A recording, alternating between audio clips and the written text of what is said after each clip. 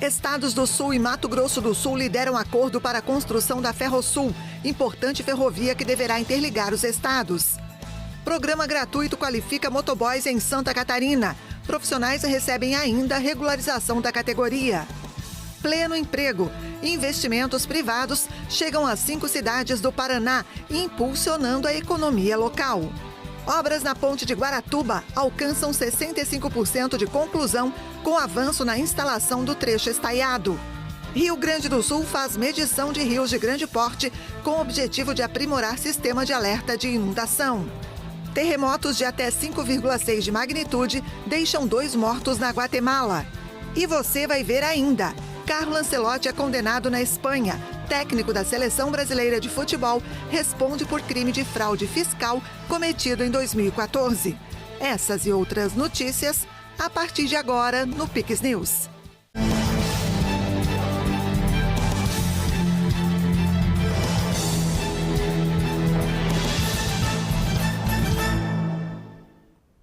Sejam todos bem-vindos ao Pix News desta quarta-feira, edição de 9 de julho de 2025. Nós estamos ao vivo agora no horário de Brasília, 8h04. O governador de Santa Catarina, Jorginho Melo, recebeu nesta terça o governador do Rio Grande do Sul, Eduardo Leite, e também representantes dos governos do Paraná e Mato Grosso do Sul, para tratar da criação de uma ligação ferroviária entre os estados, a Ferrosul. A discussão sobre malha ferroviária entre os estados do Sul e Mato Grosso do Sul já vem acontecendo há anos. Segundo Jorginho Melo, a criação dessa linha ferroviária é vital para a economia e uma necessidade dos estados. No encontro, o grupo decidiu criar uma comissão oficial para participar do debate nacional sobre a renovação das concessões ferroviárias e defender os interesses comuns. Cada estado vai indicar os representantes que vão trabalhar nos planos de ação. Foi decidido que nós vamos fazer uma comissão técnica agora, montada pelos 4 estados de forma legalizada. Sai hoje aqui uma carta dizendo da intenção e da unidade dos 4 governadores em trabalhar esse assunto de forma conjunta. Só assim nós entendemos que nós vamos, de uma vez por todas, que se fala em ferrovia há muitos anos e, em vez de ir para frente, sempre vai para trás. Abandono no Rio Grande do Sul, abandono em Santa Catarina, abandono no Mato Grosso do Sul, abandono no Paraná, enfim. E nós entendemos que isso é vital para a nossa economia. Então, por isso, a gente tomou essa iniciativa. Eu fico muito honrado em eles terem atendido o meu convite para vir a Santa Catarina. Sempre é um prazer recebê-los, para que a gente trate desse assunto que vai ajudar no desenvolvimento, na economia dos 4 estados, sem sombra de dúvida. O governador do Rio Grande do Sul, Eduardo Leite, ressaltou a situação da malha ferroviária gaúcha e os benefícios da união entre os estados para a criação da Ferrosul. O Rio Grande do Sul assistiu, ao longo das últimas décadas, desativações de trechos da rede ferroviária que significaram reduzir a funcionalidade desses trechos a 25% da malha originalmente estabelecida, né? De quase 4 mil quilômetros de rede ferroviária, menos de 900 ali estão com capacidade operacional. Depois dos eventos climáticos do ano passado, então, houve interdições de diversos trechos que interromperam a conexão com o restante do país e a gente não vê uma movimentação clara de retomada de investimentos. Está terminando o prazo aí da concessão atual dessa rede ferroviária da Malha Sul e é o momento que a gente tem que afirmar a posição dos nossos estados junto ao Ministério dos Transportes para que a gente apresente uma visão comum da região sul do que deva ser a estruturação dessa malha ferroviária. O Estado do Rio Grande do Sul concluiu recentemente os seus estudos, mas a gente tem a absoluta compreensão de que não se trata apenas sobre atender ao interesse do nosso estado, mas de uma visão regional. Ficou definido que Santa Catarina vai ser representada pelos secretários de Estado de Portos, Aeroportos e Ferrovias, Beto Martins, do adjunto da mesma pasta, Ivana Amaral, e do secretário adjunto de Infraestrutura e Mobilidade, Ricardo Grando. Junto aos representantes dos outros estados, eles vão trabalhar o mapa ferroviário dos 4 estados. A união desses 4 estados vai mudar totalmente a nossa capacidade de negociação. Eu tenho certeza que muitos atores do setor trabalhavam com a nossa divisão. e agora todos vão saber que nós temos 4 estados que são estados muito importantes para o país, estados que têm uma grande capacidade de desenvolvimento econômico e que vão estar unidos para discutir a Malha Sul.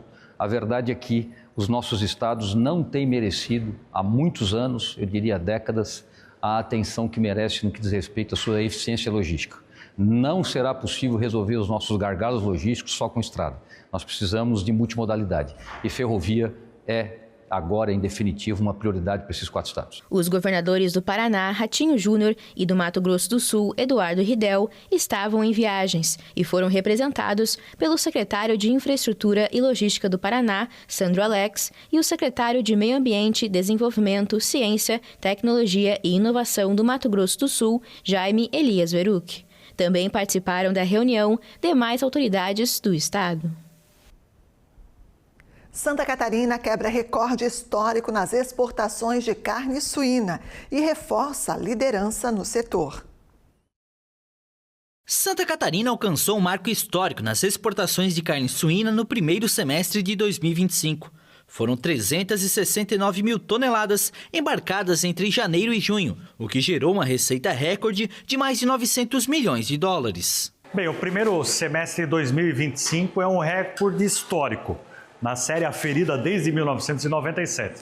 Nós exportamos mais de 970 mil toneladas de carnes que saíram produzidas aqui em Santa Catarina, na nossa agroindústria. O Japão foi destaque entre os importadores, com crescimento de 58% nas receitas. Santa Catarina respondeu por mais de 53% do faturamento nacional com carne suína.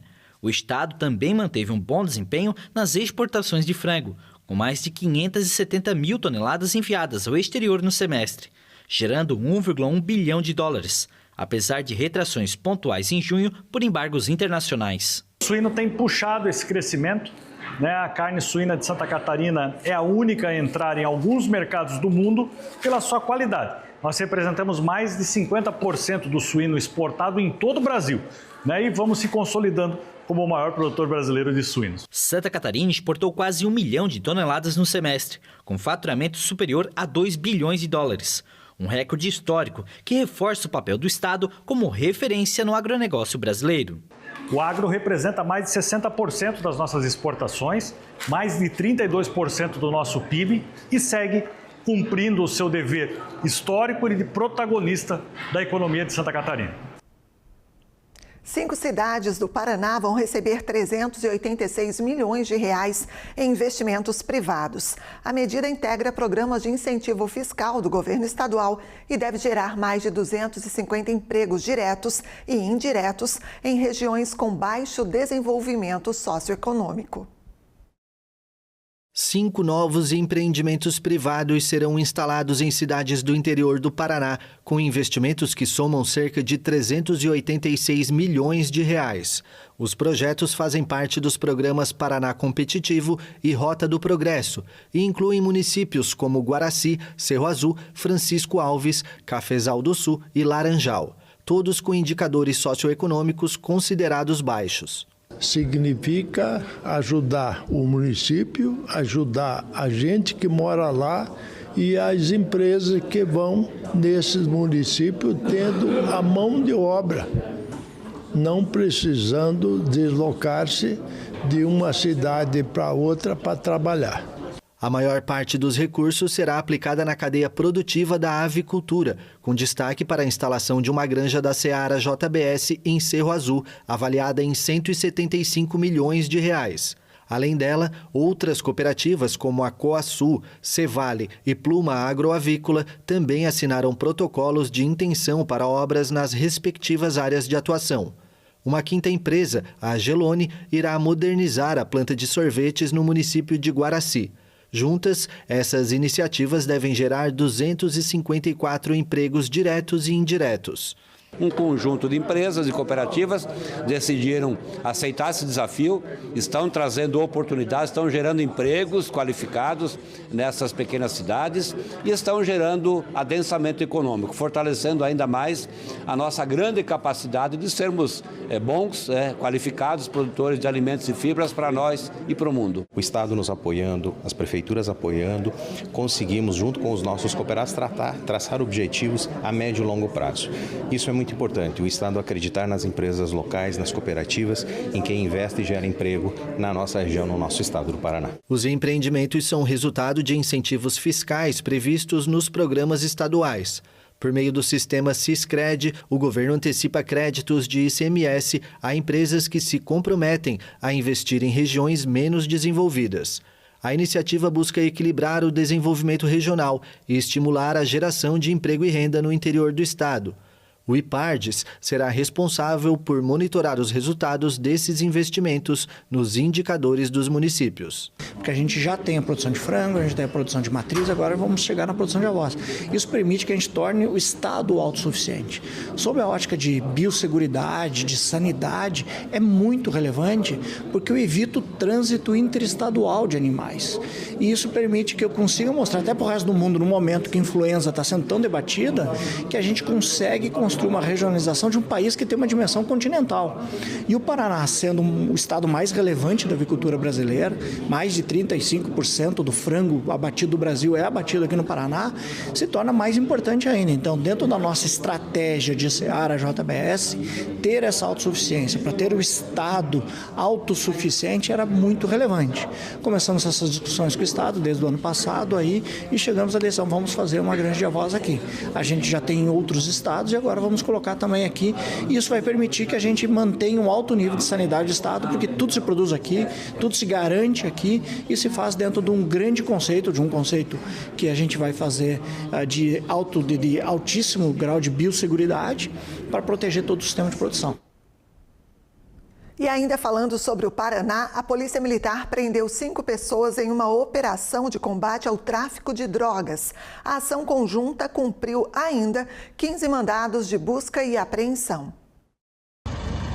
A ação contou com o apoio da Polícia Civil do Paraná para o recebimento das demandas da Polícia Judiciária e resultou na apreensão de 4 armas, 3 pistolas 9mm e uma espingarda calibre 12, além de 14 quilos de maconha, 1 quilo de cocaína, 450 gramas de haxixe, 160 gramas de crack.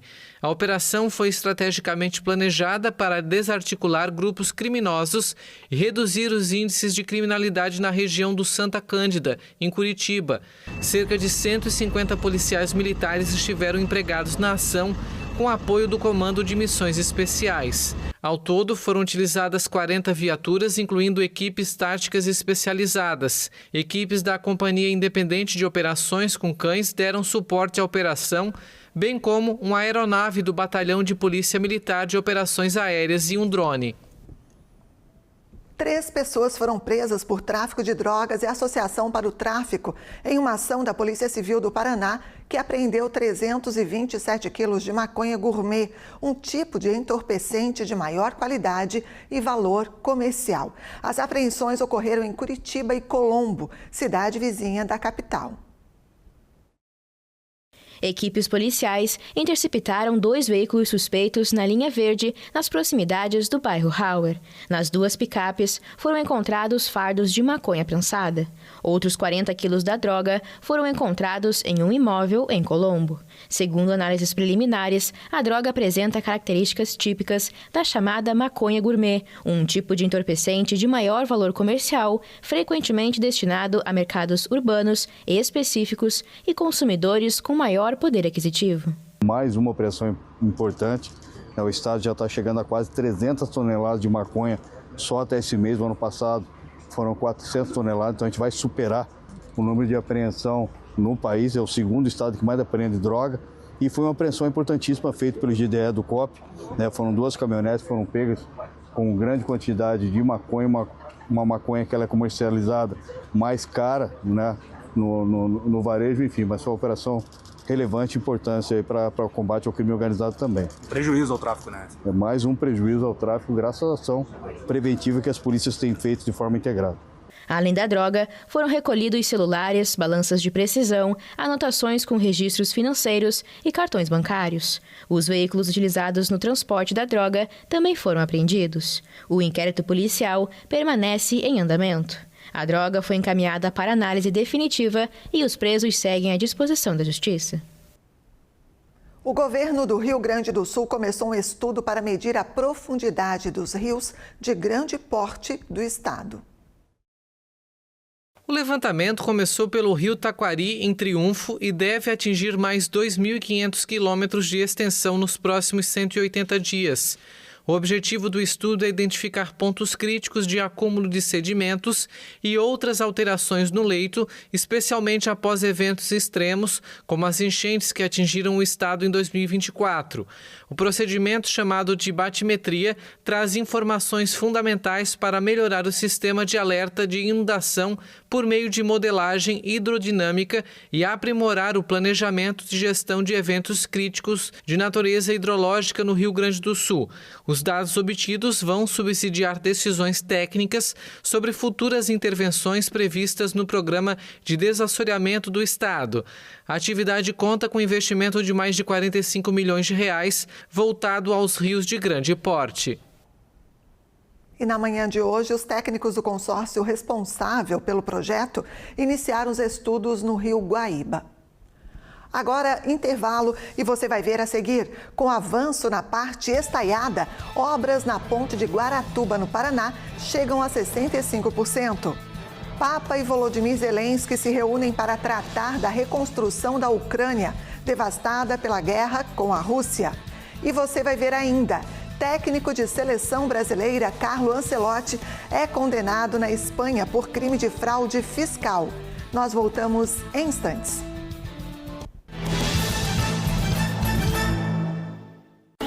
Aqui no interior a estrada tem que ser boa. E se for com buraco, credo, a gente perde um tempão. Por isso a gente tá feliz com o novo programa do Estado em parceria com as prefeituras. O Estrada Boa Rural. O programa vai arrumar dezenas de estradas rurais em toda Santa Catarina. Agora meu pai vai levar a produção bem rápida na cidade. Vai sobrar mais tempo para tomar chimarrão e comer a minha cuca. Estrada Boa Rural. Governo de Santa Catarina. Quer uma dose de realidade? O álcool aumenta a dose de violência. Aumenta a dose de câncer. Aumenta a dose de custo público. O álcool mata uma pessoa a cada 12 segundos no mundo. Até quem nunca bebeu uma dose pode ser vítima.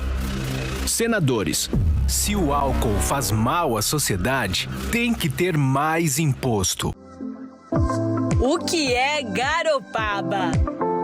É luz, é verão, é esporte, é música, é tainha, é tempero, é história, é encanto, é tradição, é cultura, é pra criança, é pra família. Garopaba é a Garopaba. Venha viver de perto. Parece que foi ontem que a gente subiu no abacateiro. O tempo passa, tá tudo mudado. E como tá, né? Você lembra a estrada? A buraqueira que era? Se lembro. Quase casei com o borracheiro naquela época. Como é que é? E vem muita obra por aí, viu? A sorte que agora tá tudo bem lisinho. Estrada Boa é feito amizade antiga. Dura por muitos e muitos anos. Estrada Boa. Governo do Estado de Santa Catarina. De volta com o Piques News desta quarta, agora 8h22. Aqui no Piques News, você já deve ter ouvido falar da ponte de Guaratuba, no litoral do Paraná. A gente segue acompanhando a evolução da obra, que será um marco para o desenvolvimento da região litorânea e deve impulsionar o turismo e também o comércio, além, é claro, de aliviar o trânsito, que hoje depende da travessia via ferryboat. Nesta semana, as obras chegaram a 65% de conclusão. O trabalho segue em ritmo intenso na construção da Ponte de Guaratuba. São mais de 650 trabalhadores no turno diurno e cerca de 100 à noite, com turnos que começam às 4h30 da tarde e avançam madrugada adentro. O esforço é para manter o cronograma em dia e garantir a entrega dentro do prazo. A obra atingiu 65% de execução em junho, segundo o boletim divulgado pelo Departamento de Estradas de Rodagem. Das 64 estacas previstas na infraestrutura da ponte, 54 já foram concretadas. Também avançou a etapa das lajes pré-moldadas. 10 das 20 já foram concluídas. A ponte tem pouco mais de 1.200 metros de extensão e integra um traçado de 3 quilômetros da PR-412, com acessos tanto do lado de Guaratuba como do lado de Matinhos. Em junho, continuaram os trabalhos de contenção e escavação no morro em Guaratuba, além de serviços de drenagem e pavimentação em Matinhos. O projeto inclui 4 faixas de tráfego, ciclovias e calçadas com iluminação viária. Orçada em cerca de 400 milhões de reais, a obra é considerada um marco na mobilidade do litoral paranaense. A conclusão promete reduzir a dependência da travessia de ferry-boat e trazer impactos positivos para o turismo e a economia regional. Em viagem ao Brasil, onde participou da cúpula do BRICS, o primeiro-ministro indiano Narendra Modi fez uma parada em Brasília. No encontro com o presidente Lula, foram selados novos acordos em segurança, energia e transformação digital.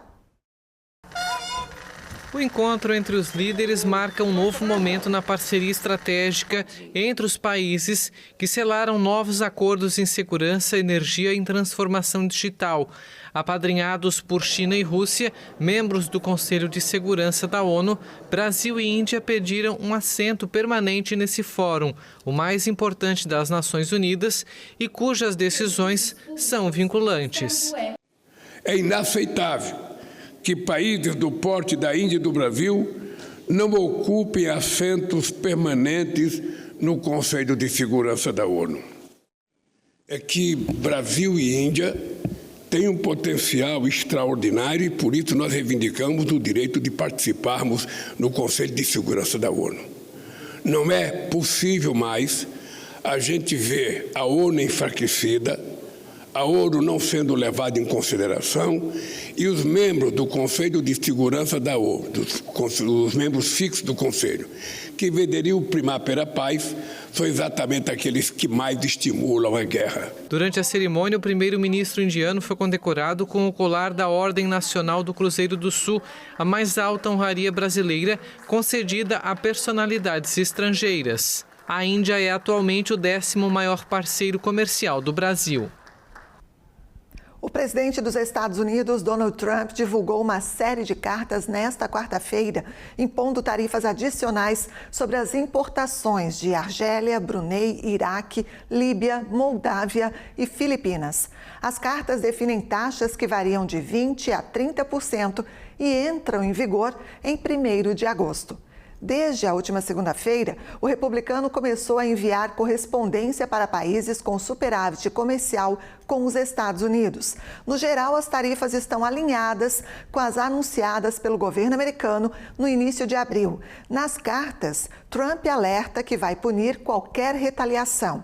Também nesta quarta-feira, o presidente americano anunciou planos para impor tarifas de 50% sobre produtos brasileiros a partir de 1º de agosto.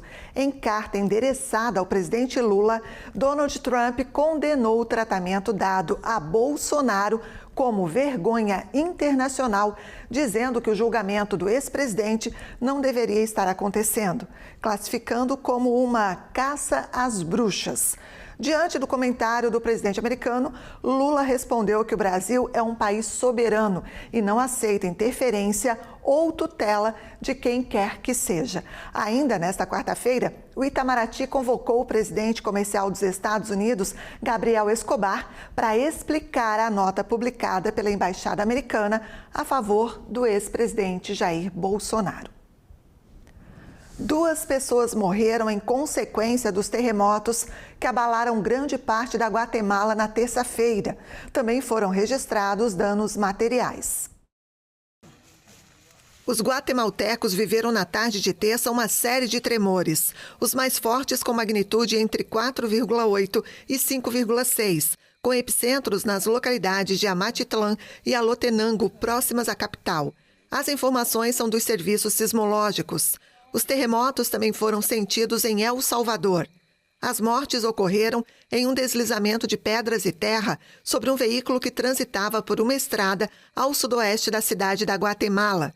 Segundo o presidente Bernardo Arévalo, os terremotos também deixaram outros soterrados em 3 povoados a sudoeste da capital. Os trabalhos de resgate continuam. Arévalo suspendeu o funcionamento das escolas nesta quarta, assim como a jornada de trabalho em 3 departamentos. Os tremores fizeram alarme soar e dezenas de pessoas foram evacuadas de prédios da capital, por precaução. Segundo o Instituto Nacional de Sismologia Guatemalteco, mais de 35 tremores de menor magnitude foram registrados. Donald Trump e o primeiro-ministro de Israel, Benjamin Netanyahu, se reuniram na Casa Branca. Esse foi o segundo encontro entre eles em menos de 24 horas. Netanyahu retornou para conversar com Trump, mas a imprensa não teve acesso à reunião. Temos que resolver isso. Gaza é uma tragédia. E ele quer resolver, eu também. E acredito que o outro lado também quer resolver.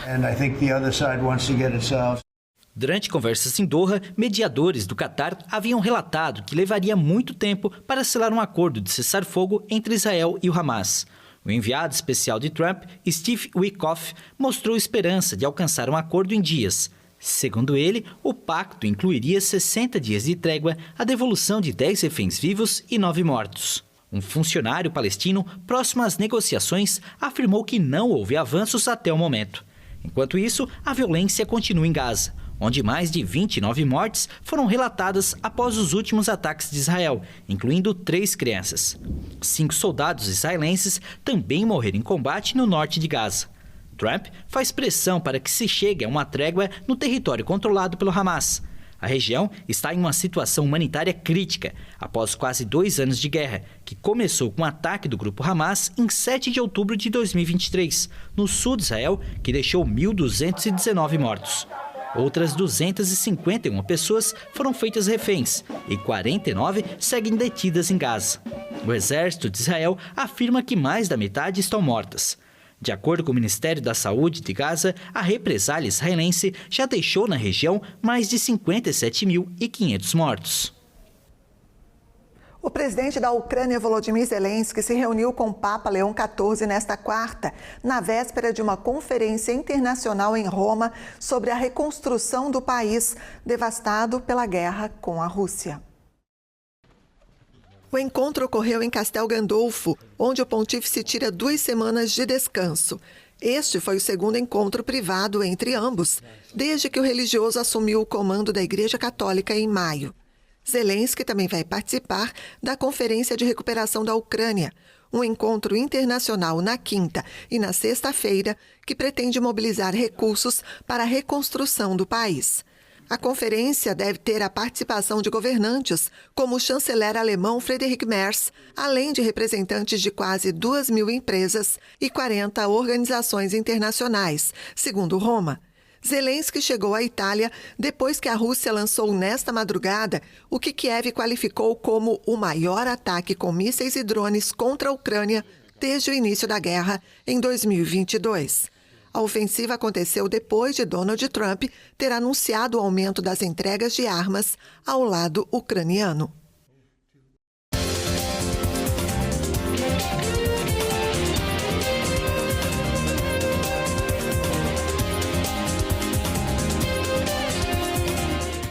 Foi definido nesta tarde o confronto da Copa do Mundo de Clubes. O Paris Saint-Germain não deu chances ao Real Madrid e goleou por 4-0 na semifinal do campeonato. O time francês venceu com gols de Dembélé, Gonçalo Ramos e 2 de Fabian Ruiz. O Paris Saint-Germain enfrentará o Chelsea na grande final no próximo domingo, às 16h, no horário de Brasília. E o técnico da seleção brasileira, Carlo Ancelotti, foi condenado a 1 ano de prisão na Espanha por fraude fiscal em 2014. Apesar da sentença, a Justiça da Espanha explicou que o italiano não será obrigado a cumprir a pena, por ser inferior a 2 anos. De acordo com a decisão de um tribunal de Madrid, Ancelotti tinha conhecimento claro do dever tributário derivado da residência fiscal no país naquele ano e intenção consciente de evitar o pagamento de impostos. Por outro lado, o técnico italiano de 66 anos foi absolvido da acusação de ter cometido crimes fiscais em 2015. A Justiça entende que ele não era obrigado a pagar impostos na Espanha, por ter se mudado para Londres pouco antes de ser demitido em maio pelo Real Madrid. No processo finalizado nesta quarta-feira, a promotoria havia pedido uma condenação de 4 anos e 9 meses de prisão para Ancelotti, por considerar que ele havia sonegado mais de 1 milhão de euros.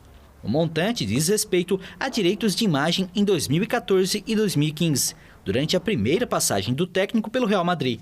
No depoimento no julgamento realizado em abril, na capital espanhola, Ancelotti afirmou que nunca pensou em cometer uma fraude. Ancelotti não é a primeira personalidade ligada ao mundo do futebol que tem problemas com o fisco espanhol. O argentino Lionel Messi e o português Cristiano Ronaldo são alguns exemplos de ídolos condenados pela justiça espanhola. E o Pix News fica por aqui. Nossas reportagens e a íntegra da edição você pode rever no Pix News HD. Curta e compartilhe os nossos conteúdos. Mais notícias também no pixtv.com.br. Na sequência tem CinePix e a gente se encontra amanhã. Até lá. Pix TV, conectando você ao melhor conteúdo todo dia.